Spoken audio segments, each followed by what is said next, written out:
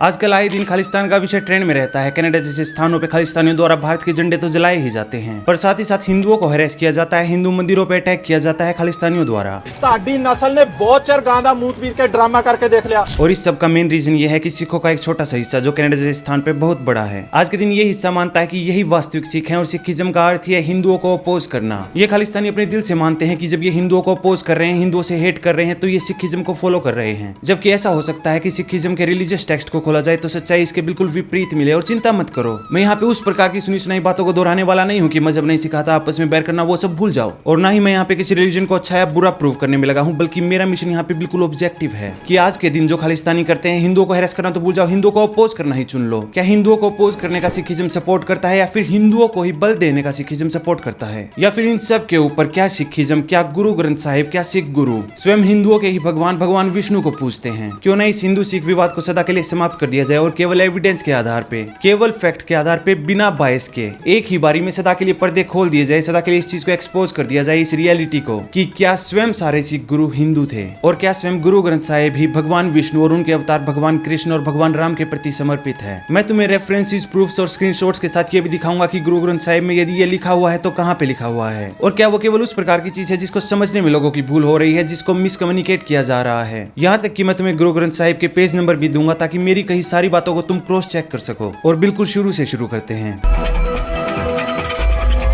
Sikhism के संस्थापक गुरु नानक देव जी का जन्म एक हिंदू क्षत्रिय परिवार में 14 अप्रैल 1469 को हुआ। ये वो समय था जब भारत बाहर से आए इस्लामिक आक्रांताओं के आक्रमण झेल रहा था। ऐसे समय पे सिखिज्म की स्थापना हुई। स्वयं गुरु नानक जी सिखिज्म के पहले गुरु बने। उसके बाद बढ़ते समय के साथ 9 सिख गुरु और आए, कुल मिला के 10 सिख गुरु हो गए। बाबा नानक और बाकी सब सिख गुरुओं ने अपना सारा ज्ञान गुरु ग्रंथ साहिब में लिख दिया, इसलिए सिखिज्म में इस ग्रंथ को ही 11वां और अंतिम गुरु माना गया है। और अब तक जिन लोगों को इस बुक की इंपॉर्टेंस समझ नहीं आई, तुम यूं समझ लो कि हिंदुओं के लिए जो भगवत गीता का स्थान है, वही सिखिज्म में इस पुस्तक का स्थान है। गुरु ग्रंथ साहिब ही सभी सिखों के लिए सिखिज्म को डिफाइन करती है, और बाय डेफिनेशन यदि तुम इस गुरु ग्रंथ साहिब को नहीं मानते तो तुम सिख नहीं हो। और आज की इस महत्वपूर्ण वीडियो के लिए मैं गुरु ग्रंथ साहिब की पहली ही लाइन को आधार बनाने वाला हूँ, इस वीडियो में की गई रिसर्च का और उस कंक्लूजन का जिसपे तुम बहुत शीघ्र पहुंचने वाले हो। इस लाइन में सिखिज्म सबसे पहले ही अपने आप को डिफाइन कर देता है कि इस संसार का केवल एक रचयिता है, एक भगवान है। वो भगवान सत्य है जिनके भीतर कोई भय नहीं है, कोई द्वेष नहीं है, जो हर कहीं पे है, जो काल से मुक्त है, ना उनका जन्म हुआ है, ना उनकी मृत्यु कभी होगी। और उन्हीं का प्रकाश गुरु प्रसाद के रूप में हम सब में प्रकाशित होता है। बेसिकली मैं ये चीज चाहता हूँ तुम अच्छे से समझ लो कि सिखिज्म स्पष्ट रूप में मानता है, सारे सिख गुरु स्पष्ट रूप में मानते हैं कि सिखिज्म के अनुसार केवल यही एक भगवान है। सारे सिखों को भी सिख गुरुओं द्वारा यही निर्देश दिया गया है कि इन्हीं को माना जाए। इस 1430 पन्नों के ग्रंथ में लगभग हरि का उल्लेख 8334 बार, राम का उल्लेख 2533 बार, प्रभु शब्द 1371 बार और गोपाल का 491 बार उल्लेख हुआ है। इसके विपरीत इन भगवान को केवल 13 ही बार वाहे गुरु के रूप में संबोधित किया गया है। वो वाहे गुरु शब्द जो हरि मुरारी बाकी इन शब्दों को रिप्लेस कर चुका है आज के दिन सिख समाज में। और सिखिज्म को जो आज के दिन गुरुद्वारे और SGPC जैसी संस्थाएं कंट्रोल करती है, उन्होंने इन शब्दों पे लगभग एक अनऑफिशियल प्रतिबंध लगा दिया है। इसलिए सिखिज्म में और आजकल की सिखिज्म की टीचिंग देने वालों में इन शब्दों का प्रयोग अब बंद किया जा रहा है। जितने भी कृष्ण जी ने चरित्र किए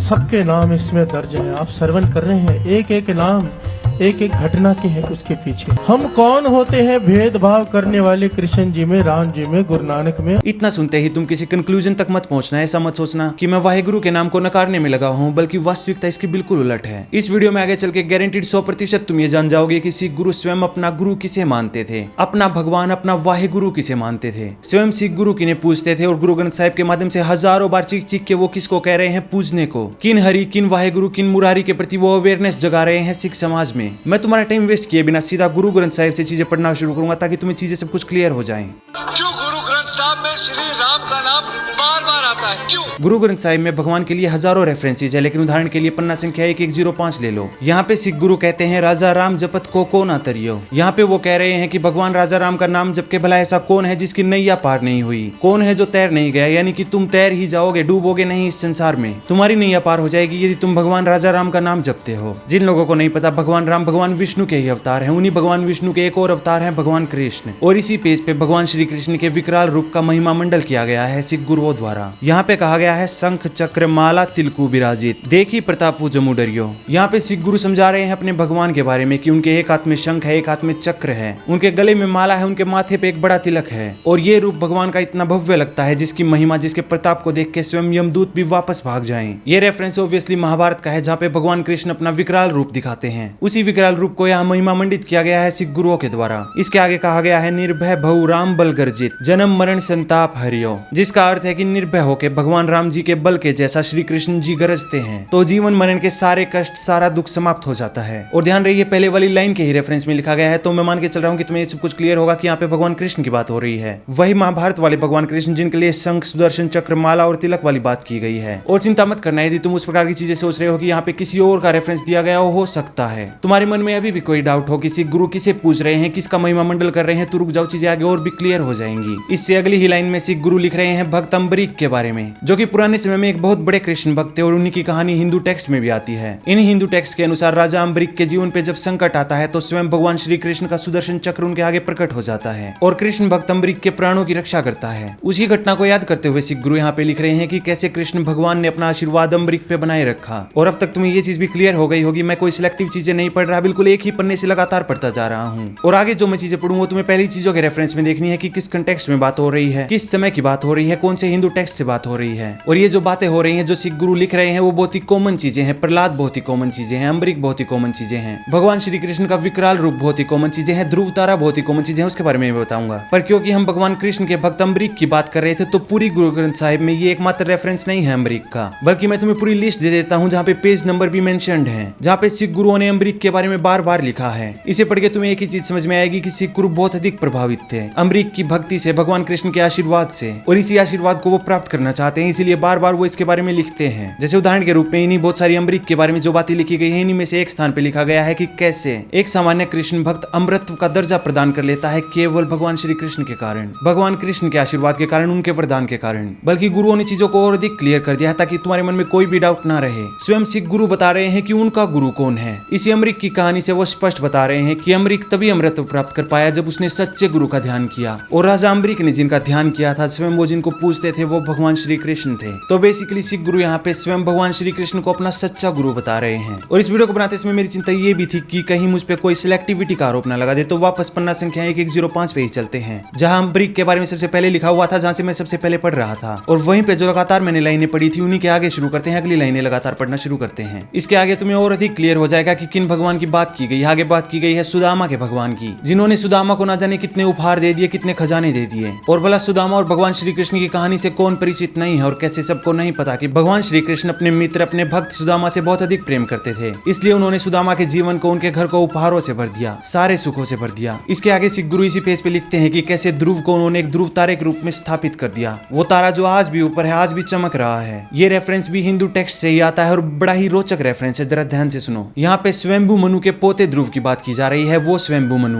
जिनको मनु स्मृति के ज्ञान के लिए जाना जाता है, उन्हीं स्वयंभू मनु के पोते थे ध्रुव। वो ध्रुव जो बचपन में ही बाहर निकल गए थे तपस्या करने, क्योंकि ध्रुव के मन में बहुत सारे प्रश्न थे और वो सारे प्रश्नों के उत्तर जानना चाहते थे भगवान विष्णु से। विष्णु भक्त ध्रुव की तपस्या से प्रसन्न होकर स्वयं भगवान विष्णु उनके सामने प्रकट हो जाते हैं और ध्रुव के सर पे हाथ रख देते हैं, जो करने मात्र से ध्रुव को सारा ज्ञान मिल जाता है। भगवान विष्णु कहते हैं कि जब तक ये सृष्टि बनी रहेगी तब तक ध्रुव तू बाहर नक्षत्रों में, बाहर आकाश में प्रकाशित होता रहेगा, सदा के लिए ध्रुव तारे के रूप में जाना जाएगा जब तक कि ये संसार है। और उसी के बारे में सिख गुरु गुरु ग्रंथ साहिब में लिख रहे हैं कि देखो ध्रुव तारा आज भी वहीं पे है। ये बात कह के सिख गुरु भगवान विष्णु की महिमा बता रहे हैं। और यदि इस लाइन से भी तुम्हें बिल्कुल क्लियर ना हुआ और तुमने ध्रुव की कहानी पहले कभी सुनी ही नहीं थी, लेकिन प्रहलाद की तो सुनी होगी, क्योंकि इससे आगे ही प्रहलाद के बारे में भी लिखा गया है। इसी पन्ने पे आगे सिख गुरु लिखते हैं अपने भगवान विष्णु के बारे में कि उनके भक्त प्रहलाद को उनकी कितनी अधिक आवश्यकता थी, उन्होंने नरसिम्हा का रूप लिया और अपने भक्त प्रहलाद की खातिर हिरण्यकश्यप को फाड़ दिया। अब तक मैं मान के चल रहा हूँ कि तुम्हारे लिए चीजें बिल्कुल क्लियर हो गई होंगी कि सिख गुरु स्वयं किसे पूज रहे हैं, स्वयं अपना भगवान किसे मान रहे हैं, भगवान विष्णु को, उन्हीं के अवतार भगवान राम, भगवान कृष्ण को। पर क्यों ना चीजों को बिल्कुल स्पष्ट कर दिया जाए और अधिक डिटेल में और अधिक बिल्कुल क्लियर कट तुम्हें बताया जाए। इसके लिए तुम्हें जाना होगा गुरु ग्रंथ साहिब के पेज नंबर 1292 पे, जहाँ पे सिख गुरु स्वयं एक पूरा मंडप सजा देते हैं अपने भगवान विष्णु की भक्ति में, डिटेल में बताते हैं अपने भगवान विष्णु के घर के बारे में, अपने भगवान की पहचान के बारे में। यहाँ पे सिख गुरु लिख रहे हैं उन भगवान के बारे में जो तीनों लोकों के स्वामी हैं। अपने भगवान विष्णु के बारे में लिखते हुए सिख गुरु कहते हैं कि मेरे प्रभु ने इस संसार की रचना की है, उनका घर उस मंडप के जैसा है जो सभी दिशाओं से दिखाई देता है, उनके घर में लक्ष्मी जी वास करती हैं, चंद्रमा और सूर्य उनके घर के दो दियो समान हैं। सिख गुरु कहते हैं कि ऐसे है मेरे नरहरि। नरहरि भगवान विष्णु का ही दूसरा नाम है जिसका यहाँ पे प्रयोग किया गया है।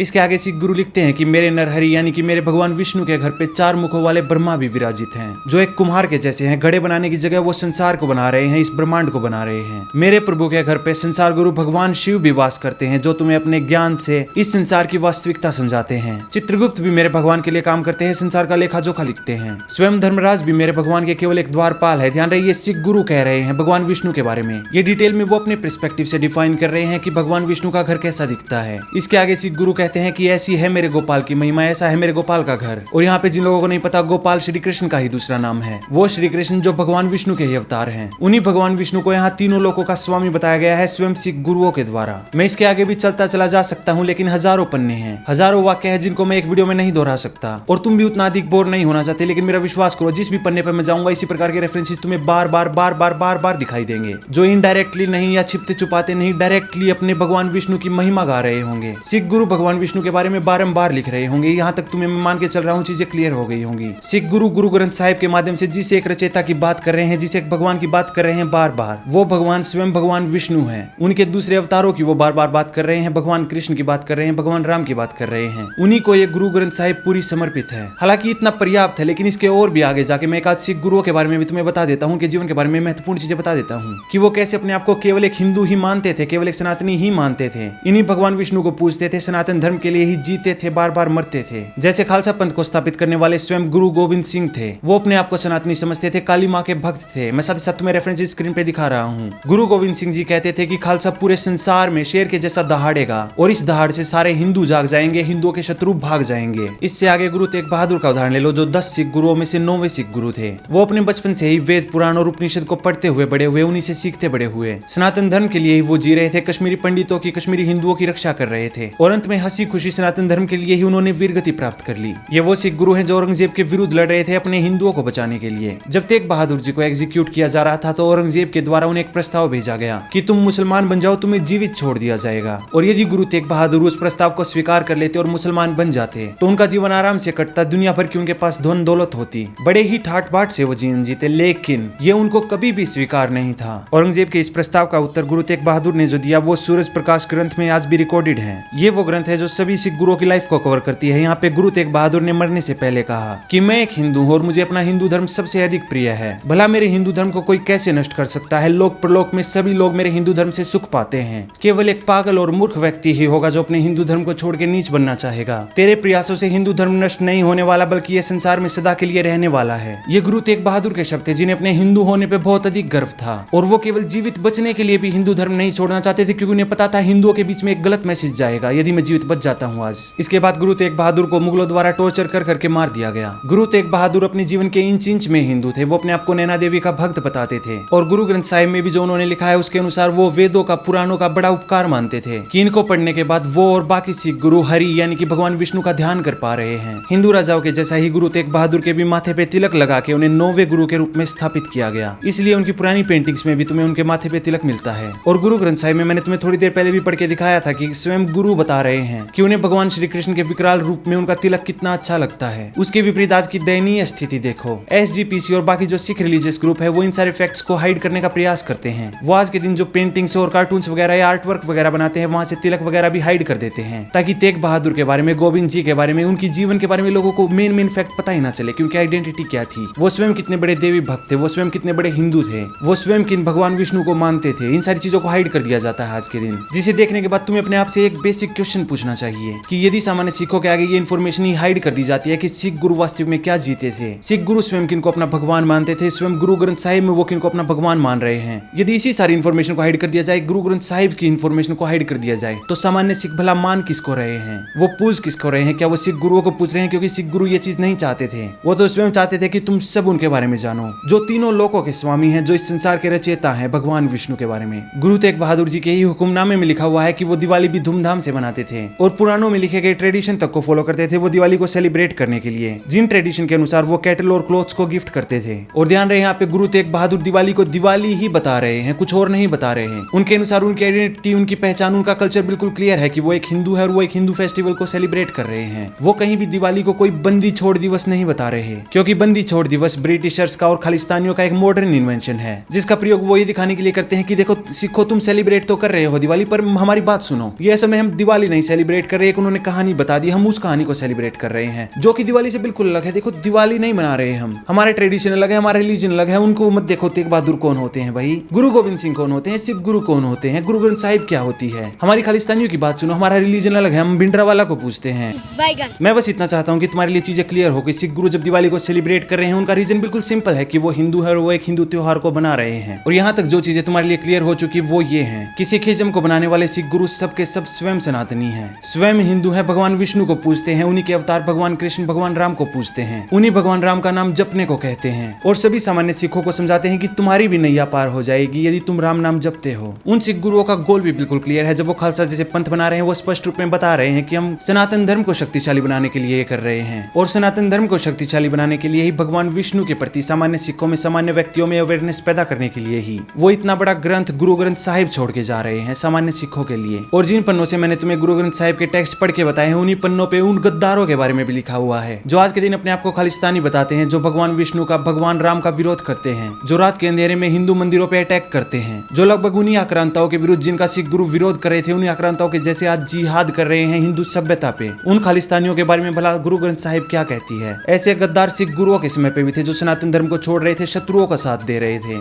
जिन राम मंदिर कृष्ण मंदिर की उन्हें रक्षा करनी थी उन्हीं को विध्वंस करने में वो शत्रुओं की सहायता कर रहे थे। ऐसे गद्दारों के बारे में जो सिख गुरुओं ने गुरु ग्रंथ साहिब में उस समय लिखा है वो आज के दिन खालिस्तानियों पे बिल्कुल फिट बैठता है। ऐसे खालिस्तानियों के बारे में गुरु ग्रंथ साहिब में सिख गुरु लिखते हैं कि ओ मूर्खो, तुम अपना धर्म भूल चुके हो, तुम अपना धर्म भूल चुके हो, तुम बस अपने पेट के लिए जीते हो, अपना पेट भरते हो, पशुओं के जैसे सोते हो, तुम स्वयं व्यर्थ हो, तुम्हारा पूरा जीवन व्यर्थ है, तुम कभी साथ संगत में नहीं गए, तुम कभी साधु संतों के साथ नहीं बैठे, तुम अपने सारे गलत उद्देश्यों के पीछे भाग रहे हो, जो कि खालिस्तानियों पे बिल्कुल फिट होता है। जिस गुरु ग्रंथ साहिब को पढ़ के, जिन सिख गुरुओं के बारे में पढ़ के उन्हें भगवान विष्णु का भक्त बन जाना चाहिए था ऑटोमेटिकली उन्हें उन मंदिरों की रक्षा करनी चाहिए थी जिनको रात के अंधेरे में वो तोड़ने जा रहे हैं ये राक्षस। और जा क्या रहे हैं सिख गुरु लिखते हैं, पागल कुत्तों के जैसे घूम रहे हैं, सुअरों के जैसा जीवन जी रहे हैं, कौवों के जैसा जीवन जी रहे हैं और बहुत शीघ्र तुमको यहाँ से उठ के चले जाना है, इस संसार से चले जाना है। तुम सोचते हो कि तुम महान हो और बाकी सब छोटे हैं, ये भी खालिस्तानियों पे बिल्कुल फिट बैठता है। कनाडा जैसे स्थान पे वो सामान्य हिंदुओं को, सामान्य सिखों को वो हैरास करते हैं केवल इसलिए क्योंकि वो अपनी संस्कृति से, वो